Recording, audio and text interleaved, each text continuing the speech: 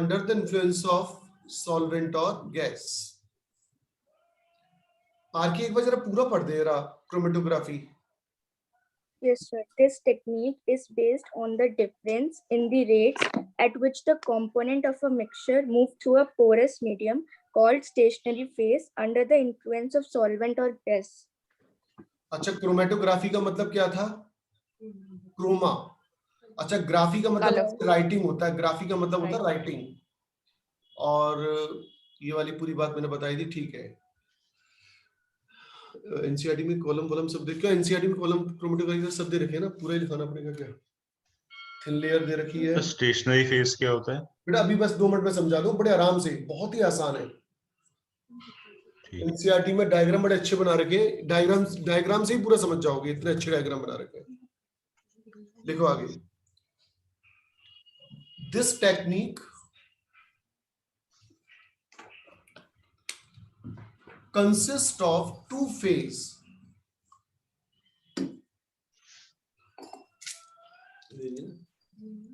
This technique consists of two phase. Number 1, stationary phase of large surface area. Number 2, moving phase. Moving phase.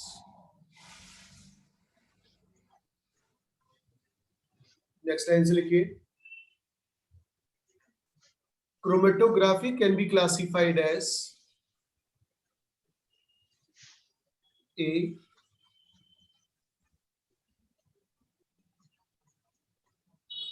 adsorption chromatography,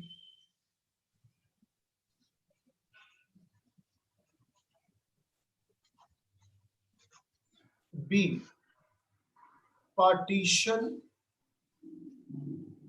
chromatography. Adsorption chromatography, partition chromatography. First heading डाल दें adsorption chromatography.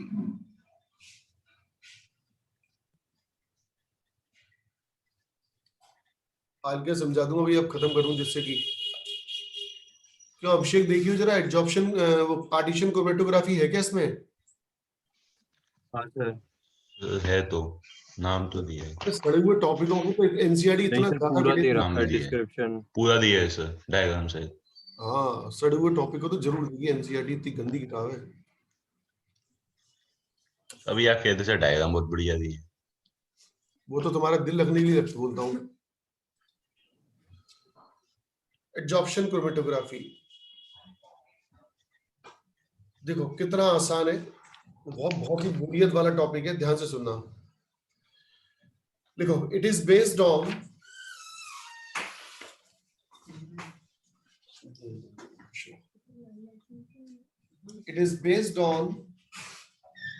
the fact that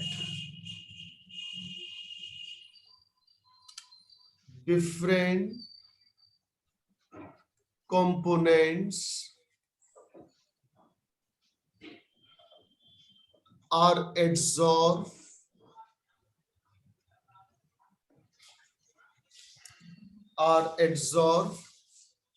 on an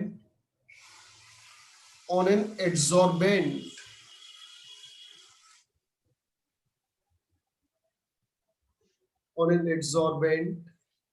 to different extent.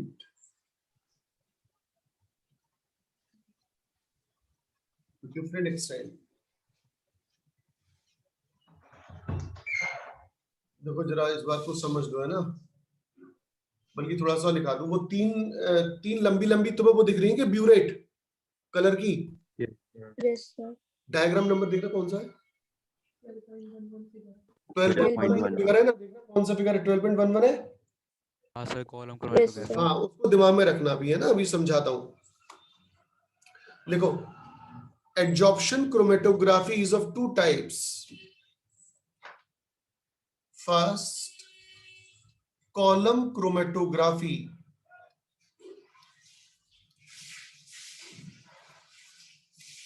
नमन कुमार आए हैं क्या आज?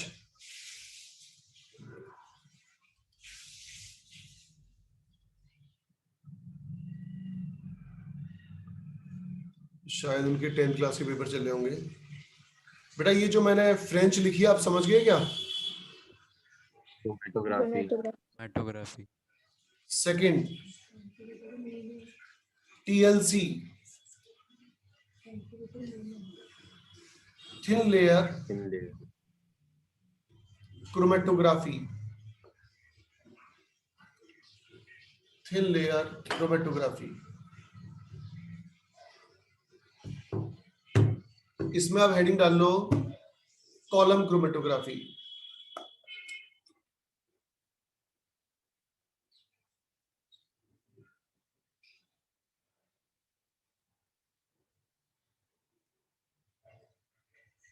ये मैं बड़े प्यार से समझाऊंगा कि कॉलम क्रोमेटोग्राफी क्या चीज होती है। इन दिस मेथड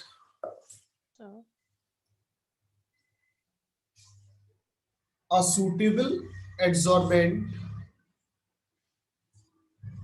सर आपकी आवाज चली गई थी। हाँ सर, रिपीट कर देंगे?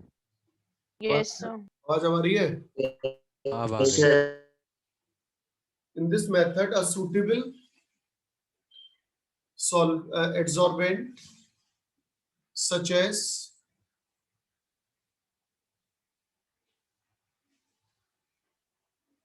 alumina, silica,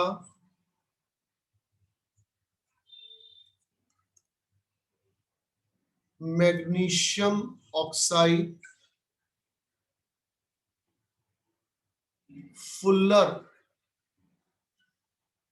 earth, मिट्टी होती है पोरस मिट्टी, fuller earth is pegged in a column, in a column, in a burette like long tube fitted with stopcock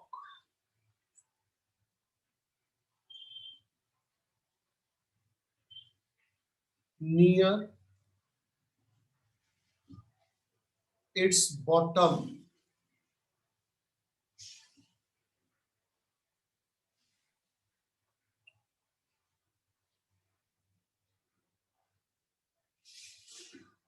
The mixture to be separated,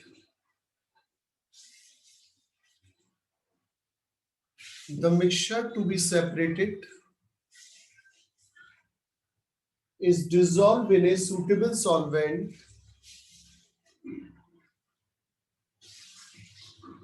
is dissolved in a suitable solvent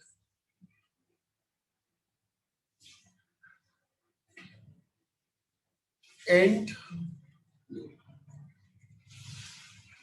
the solution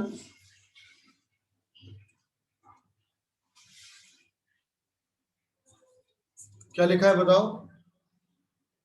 इस poured। is poured on top of the long tube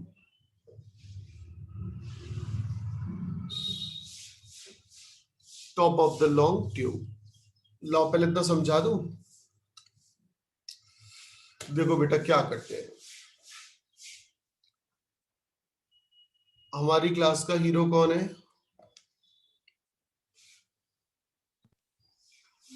जी। लड़कियों में कोई बच्चा है जो class का hero बनना चाहेगा? जल्दी बोलिए।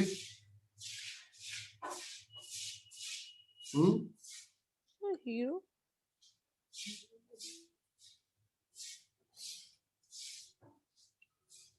देखिए है क्या,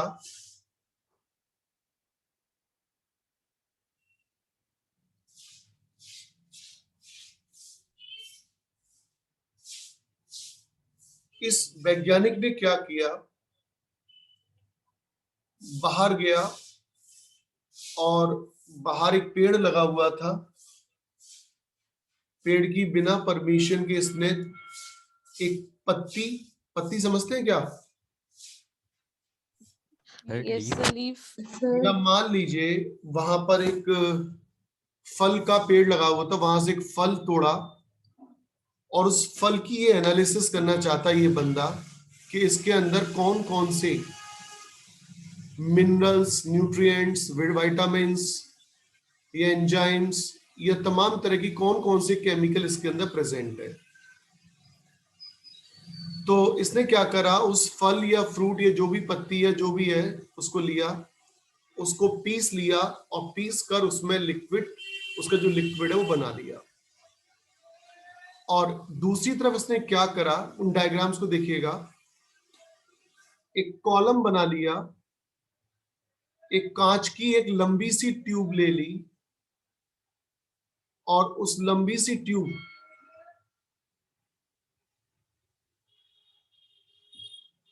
पर क्या करा इसने, एल्यूमिना या सिलिका, इसकी एक कोटिंग कर दी, एक यूनिफॉर्म कोटिंग हो गई है इसकी यहां पर।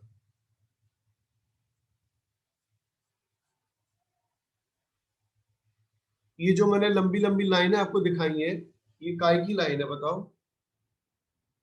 एल्यूमिनियम सिलिका Aluminium की। silica की coating. और जो थोड़ी सी खाली जगह थी वहां पर ग्लास बूल को भर दिया, कांच के बहुत छोटे छोटे बहुत ही फाइन पीस होते हैं उनको कहते हैं, भर दिया।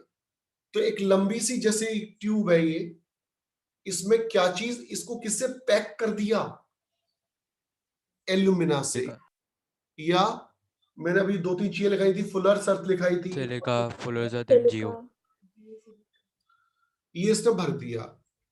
अब है क्या कि ये जो वैज्ञानिक ने जो लिक्विड पीस के बनाया है, मान लीजिए उसमें कई कुछ कंपोनेंट्स मौजूद है, एक्स वाई जेड टाइप के, कुछ भी हो सकते हैं, एक्स वाई जेड न्यूट्रिएंट्स हो सकते हैं या कोई भी अन्य कंपाउंड, इसकी एनालिसिस कर रहा है। अब इनको इसने क्या करा, एक सूटेबल ऑर्गेनिक सॉल्वेंट में,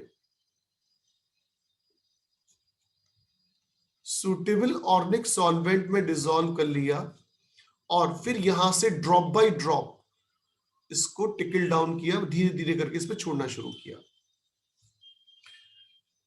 ये जो है ये कहलाता है एड्सॉर्बेंट, जहां पर इस चीज का एड्जॉर्प्शन होना है। एड्जॉर्प्शन समझते हो, सरफेस फिनोमिना होता है, और ये है एड्सॉर्बेट।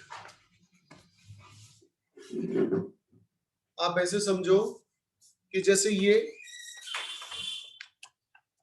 ये तो एड्सॉर्बेंट है, सरफेस है, और ये वो मॉलिक्यूल जो सरफेस पे जाके चिपक गया, तो ये कहलाएगा एड्सॉर्बेट, और ये सरफेस क्या कहलाएगी, एब्जॉर्बेंट।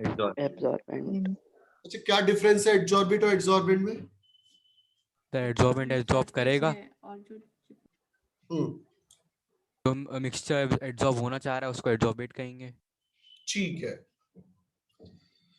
अब हुआ क्या, आपने ऑर्गेनिक सॉल्वेंट में इसको डिसॉल्व किया और ये XYZ कंपोनेंट प्रेजेंट है इस मिक्सचर में, और आप इनको सेपरेट करना चाहते हो।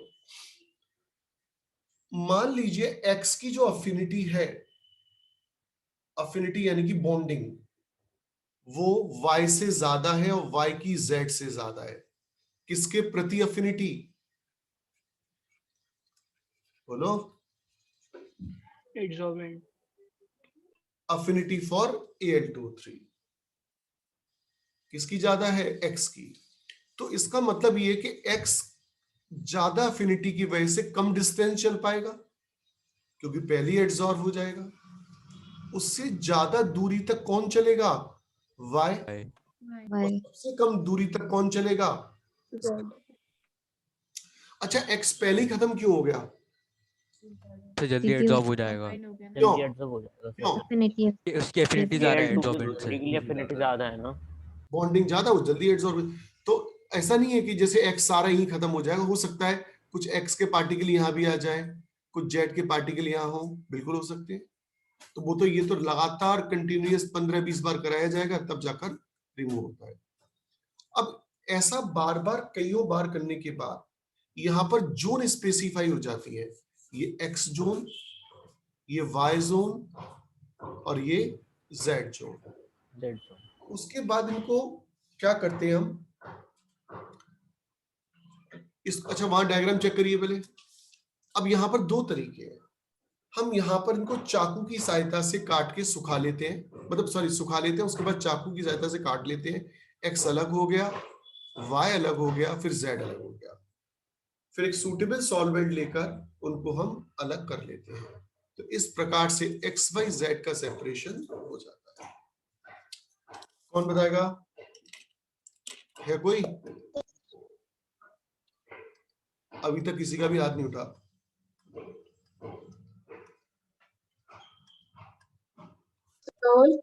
मैं बताऊं? हाथ तो उठाया नहीं किसी ने अभी तक। हाँ बताओ, जिसने बोला बोलो। सर हम एक लॉन्ग ट्यूब लेंगे, उसमें हम बॉटम में स्टॉप कॉप लगा देंगे, थोड़ी सी ग्लास फूल डाल देंगे और बाकी जितना बचा हुआ पार्ट है उसमें हम कोई भी एडजॉर्बेंट जैसे कि सिलिका, एमजीओ या फिर एल्यूमिना भर सकते हैं। फिर हम एक मिक्सचर लेंगे ऑर्गेनिक कंपाउंड का, जिसमें ऑर्गेनिक कंपाउंड है XYZ, और उसको ऑर्गेनिक सॉल्वेंट में डिजोल्व कर देंगे। और फिर इसको हम कहेंगे एडजॉर्बेट, जो कि एडजॉर्ब होने वाला है, और इसको हम कहेंगे एडजॉर्बेंट, जो कि एडजॉर्ब करेगा। फिर XYZ में हमें पता है कि एफिनिटी एक्स की सबसे ज़्यादा है उसके लिए, एडजॉर्बेंट के लिए, फिर वाई की, फिर जेड की। तो एक्स सबसे कम डिस्टेंस तक पहुंचेगा, वाई उससे ज़्यादा आगे तक जाएगा और जेड बॉटम तक चले जाएगा। फिर हम इनको एंड में कट कर लेंगे और सूटेबल सॉल्वेंट में डिसॉल्व करके सेपरेट कर लेंगे। ठीक है, पहले इतना कर लो, फिर मैं दोबारा तुम्हें बता दूं क्या करना है।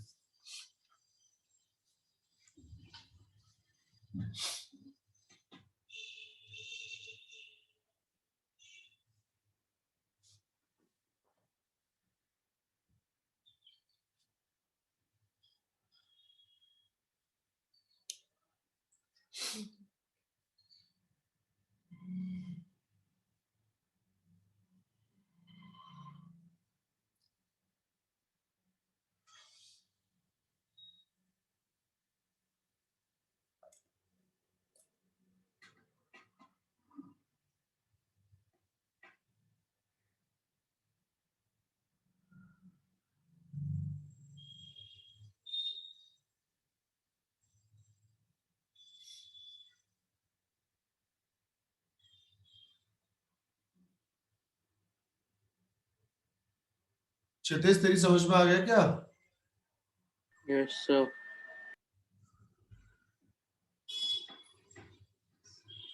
स्वाति गुप्ता,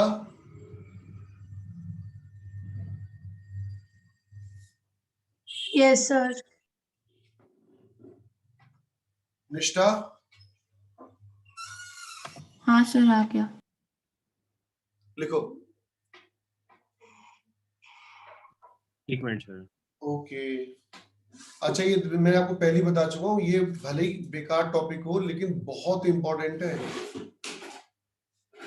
एनसीईआरटी इतना ज्यादा लिख रही है इस पर, इसका मतलब ही समझ लो कि कितना इंपॉर्टेंट है ये।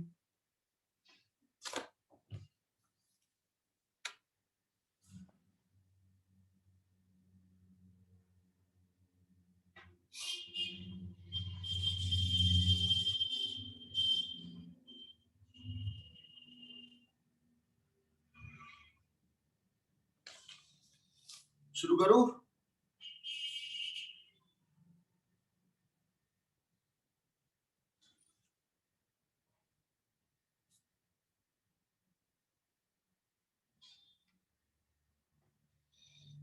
After the separation,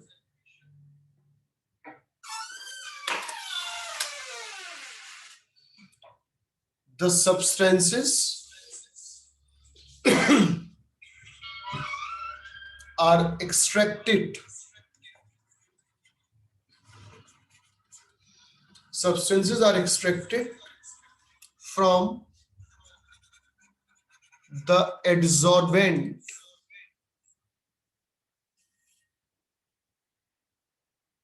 with suitable solvent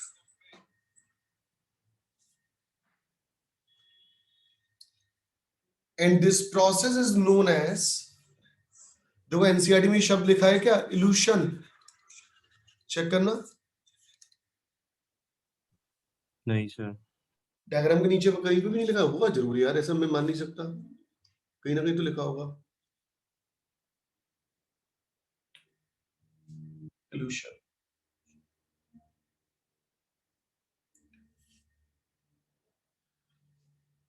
The commonly used solvent are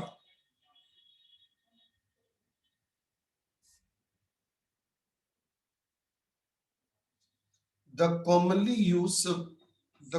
used sir thin layer chromatography में तो एक एल्यूटेंट करके टर्म दिया हुआ है सर, ये एल्यूशन कहीं पे नहीं है। अच्छा अच्छा, वही की बात है, इल्यूटेंट को जिस सॉल्वेंट को यूज करते हैं ना वो इल्यूएंट कहलाता है। सही, कोई बताइए, लिखो सर एलिमेंट तो सर ग्लास प्लेट को कहा है। अच्छा, किसको? नहीं, ग्लास प्लेट नहीं होती, थिन लेयर क्रोमेटोग्राफी में वो छोड़ दो से। वो मतलब इल्यूएंट का मतलब ये होता है कि अब जो हम सब्सटेंस है ना उसे एक्सट्रैक्ट कर रहे हैं, बाहर निकाल रहे हैं। लिखो। अच्छा ठीक है सर। मैं समझाता हूँ पूरा। क्या क्या बोला मैं, लास्ट लाइन बोलना। The commonly used. The commonly used solvents are carbon tetrachloride, benzene, alcohol, ether,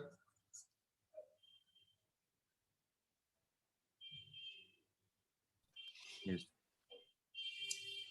लिखो application of column chromatography.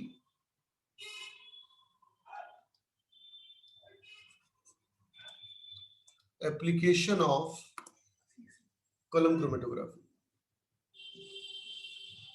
First, to separate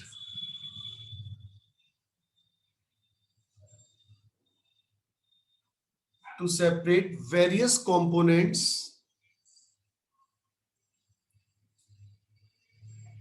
which are present in minute amount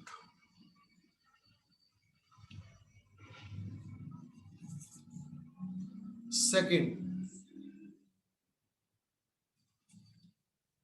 to separate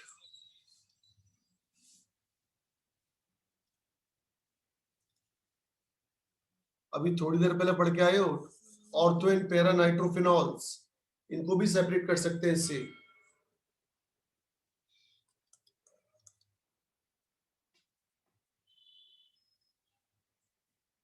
to separate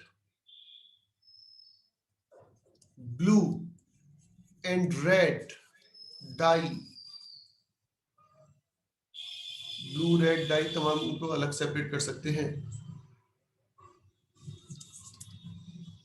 to separate various plant pigments, तमाम फूल पत्ती में जो pigments वगैरह present होते हैं, chlorophyll वगैरह जो भी प्रेजेंट है, उन सबको भी सेपरेट कर सकते हैं।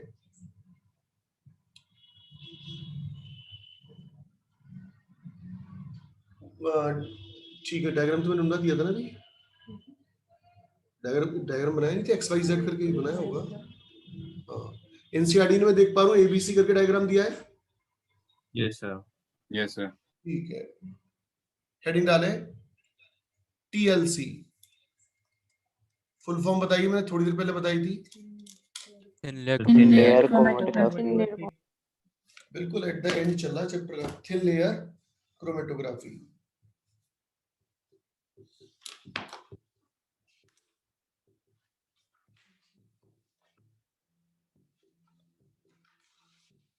This method involve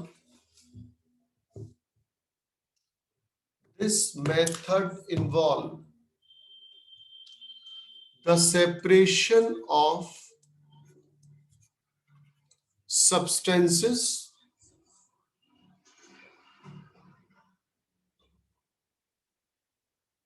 over a thin layer इसके नाम से ही पता चल रहा है, over a thin layer of an adsorbent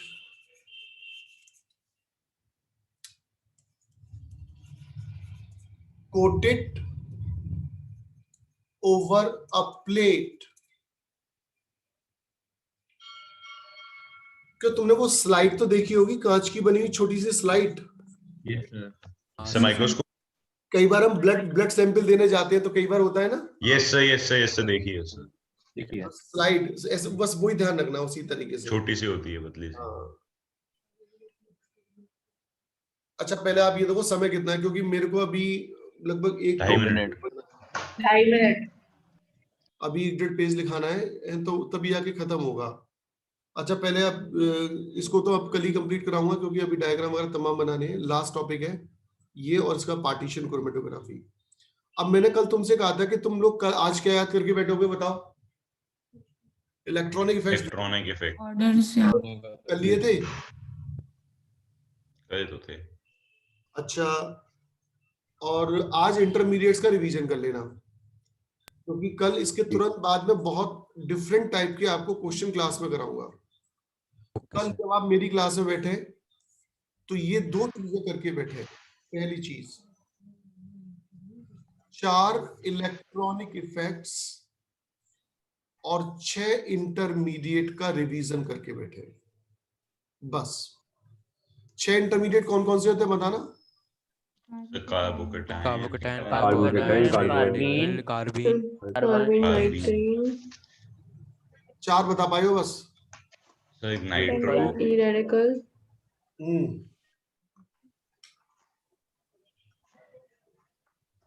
बताओ बेंजोएट, क्या? तो बेंजीन, फ्री रेडिकल, नाइट्रीन, नाइट्रीन, कार्बीन, हाँ, फ्री नाइट्रीन, रेडिकल, ध्यान रखना बेंजाइन। बेटा, अगर कल ये नाइट्रीन और बेंजाइन। अगर ये सब याद नहीं हुआ ना, कल खामा का खून खराब हो जाएगा क्लास में। Yes, sir. आप सब बता दिया, ये 4 ये जो लिखा है ना बोर्ड पर, हाँ सर, हो जाए। हाँ जानवी, ये 4 और 6 क्या चीज लिखी है मैंने? सर 4 इलेक्ट्रॉनिक इफेक्ट और 6 इंटरमीडिएट। तुम गुजराती कब से हो गई? 6।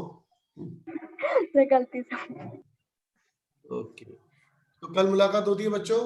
कल बहुत ही डिसेंट क्वेश्चन क्लास में कराए जाएंगे इन इलेक्ट्रॉनिक इफेक्ट्स पर और इंटरमीडिएट पर।